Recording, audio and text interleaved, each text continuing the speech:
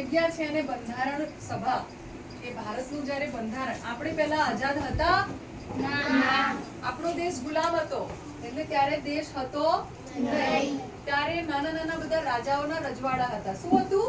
રાજાઓના રજવાડા. અને રાજાઓ એકબીજાની સાથે સંપીને નહોતા રહેતા. એનો લાભ કોણે લીધો? અંગ્રેજોએ. એ અંગ્રેજોએ આપણી પર રાજ કરીને આપણને શું કર્યું? બધાને ભાગલા પાડી દીધા, બધાને અલગ અલગ કરી નાખ્યા. એટલે રાજા એકબીજા સાથે ઝઘડે અને બીજા રાજાને હરાવવા માટે કોનો સાથ લે? અંગ્રેજો. પછી આ દેશમાં લોકોએ નક્કી કર્યું કે ભાઈ આપણે દેશને ગુલામ બનાવવાનો નથી, આપણે આઝાદ થવાનું છે, આપણો દેશ પણ આઝાદ થવો જોઈએ. એટલે બધા રાજા રજવાડા છે એમણે કહી દીધું કે ભાઈ અમારું રાજપાટ જે છે હવે અમે મેલી દઈએ છીએ, બરાબર? અને હવે રાજ હશે લોકોનું. કોનું? લોકોનું. એટલે આપણે બધા લોકો, બરાબર? એટલે તમે 18 વર્ષના થાવ તો સૌથી પહેલો તમને મત આપવાનો અધિકાર મળે છે. તમે મત આપી અને તમારા નેતાને ચૂંટી શકો છો, જે સારું કામ કરતા હોય એને. પણ અત્યારે મત કોને આપણે આપીએ? જે આપણને ચવાણું આપે થોડું, બરાબર? થોડું દારૂ બારૂ આપે, બરાબર ને? એટલે આપણો મત આટલા પોટલી ચવાણામાં ને દારૂમાં વેચાઈ જાય છે. પછી આપણે તલાટી પાસે દાખલો પડાવવા જઈએ, ગ્રામ સરપંચ પાસે આપણું કંઈક જાતિનો દાખલો કે પ્રમાણપત્ર કે આવકનો દાખલો લેવા જઈએ, પછી આપણને કંઈક લાવો 50 રૂપિયા, લાવો 100 રૂપિયા, એવું થાય ને? કેમ એવું થાય? કારણ કે આપણે એમનું આટલું ચવાણું ખાધું હતું. એટલે તમે મોટા થશો તો તમારો વોટ કોને આપશો? જે તમને ચવાણું દારૂ આપે એને આપશો? જે આપણું ગામ માટે સારું કામ કરે એને આપવાનું. ગામમાં સુવિધા કરવાની જવાબદારી કોની હોય? સરકારની.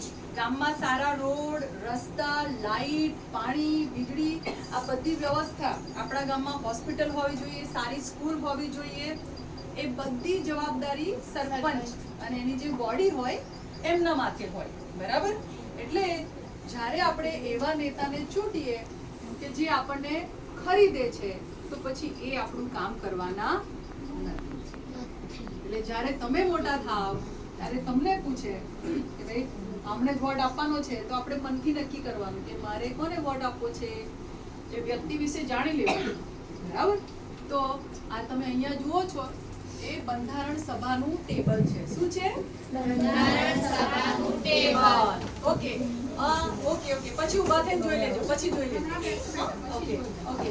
પછી એ બંધારણ સભા, જેમ કે તમારા સ્કૂલમાં ટીચરોની મીટિંગ થાય ને? અચ્છા, એ મીટિંગ થાય તો તમને બોલાવે કે એ લોકો જ કરે?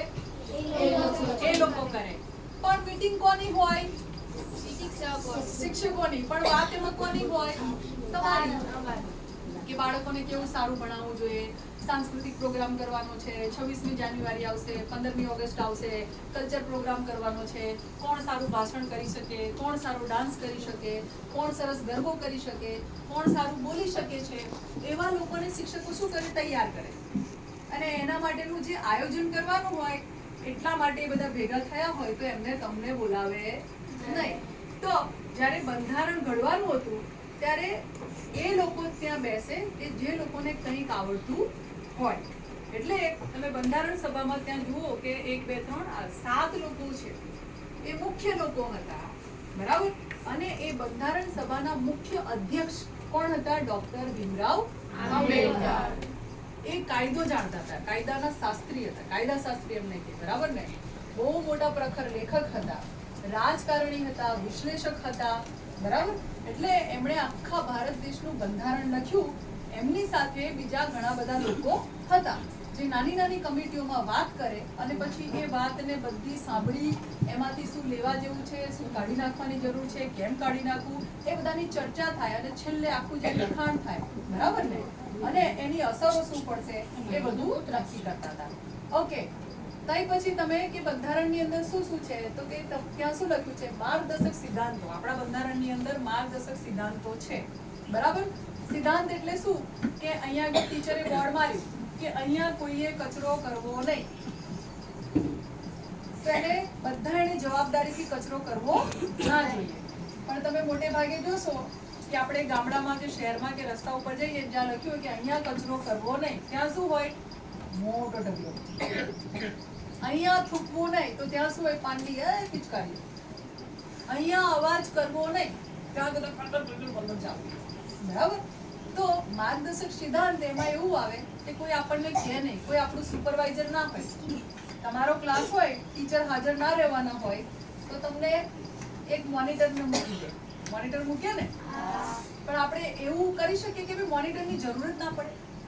આપણે આપણી જાતે જ સરસ રીતે આપણું જે લેસન આપ્યું છે એ લખીએ તો મોનિટરની જરૂર પડે. આપણે બિચારા મોનિટરને હેરાન કરીએ, એ પોતે નથી ભણતું અને પછી એ શું કરે? બધા નામ લખે હે ને? કેમ? આપણે એને જવાબદારી આપી તારે આ કરવાનું. એટલે બંધારણ આપણને કહે છે કે તમારા જિંદગીના સિદ્ધાંતો છે એ તમારે નક્કી કરવા પડશે. તો શું સિદ્ધાંત છે ત્યાં આગળ કોઈ વાંચી શકે?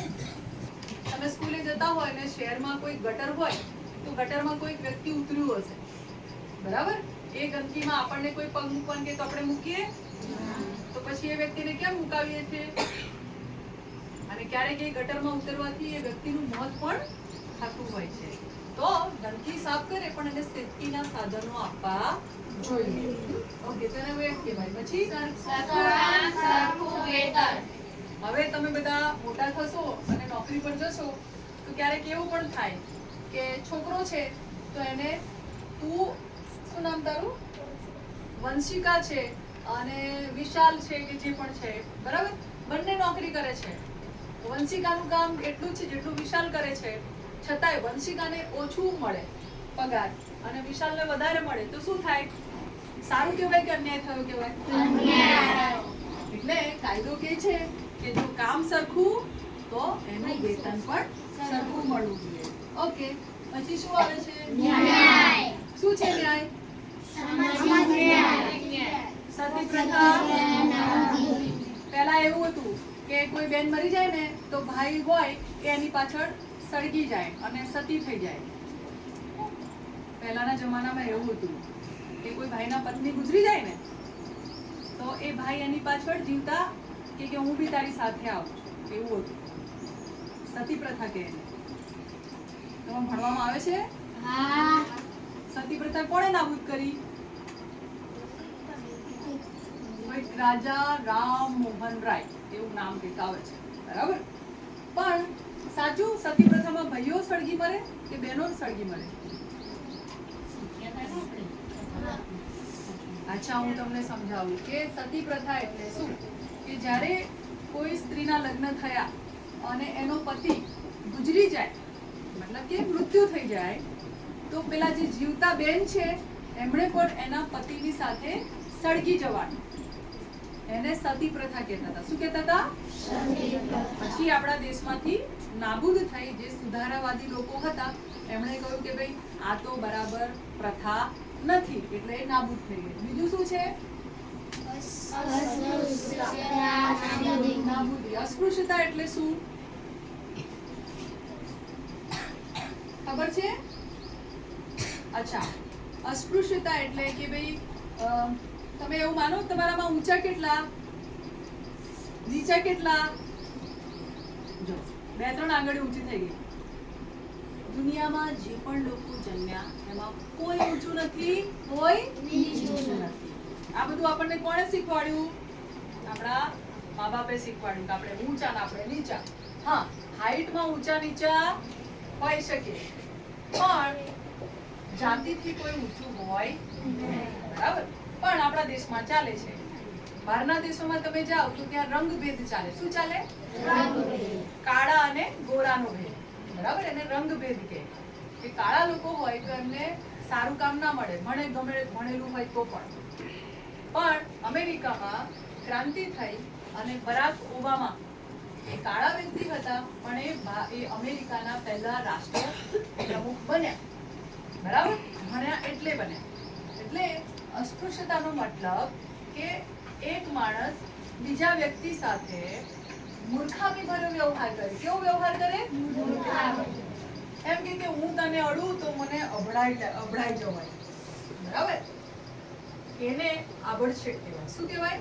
આબડછેડ. અને આપણા દેશમાં અગર કોઈ વ્યક્તિ સાથે આબડછેડ રાખે તો એને સજા થાય. શું શું થાય? સજા. સજા થાય, કારણ કે આભડછેટ પાડવી અને રાખવી ગુનો છે. ઓકે, આગળ શું છે? જમીન સુધારણા કાયદા. એટલે આપણા દેશમાં બધા પાસે જમીનો નહોતી, એટલે પછી કાયદો લાવ્યા અને બધાને જમીન ટુકડો મળે એવી વ્યવસ્થા કરાઈ. એને જમીન સુધારણાનો કાયદો કહેવાય. ગણોત ધારો, ટોચ ધારો, જે તમારા માટે બહુ મોટા શબ્દો છે.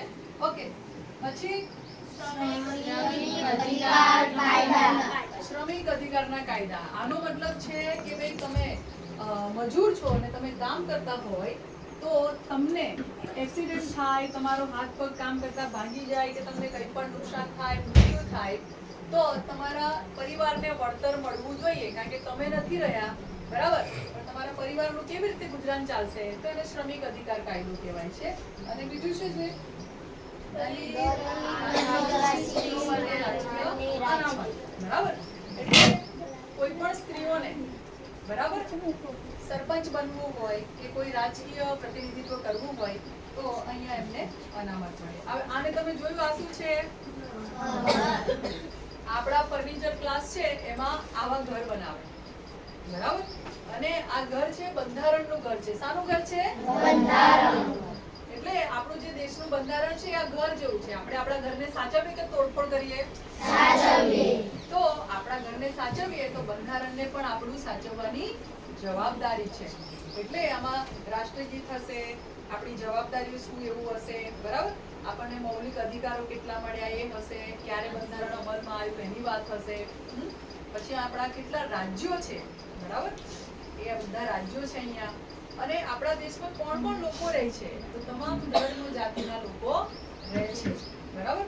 આવા આપણે બંધારણના 22 ભાષાઓમાં ઘર બનાવ્યા છે. કેટલા ભાષામાં? 22. એટલે ભારત દેશમાં 22 ભાષાઓ બોલાય છે ઓફિશિયલ લેંગ્વેજમાં. તો આપણે આવા 22 જાતના 22 ભાષાઓના ઘર બનાવ્યા છે. આ આપણા બધા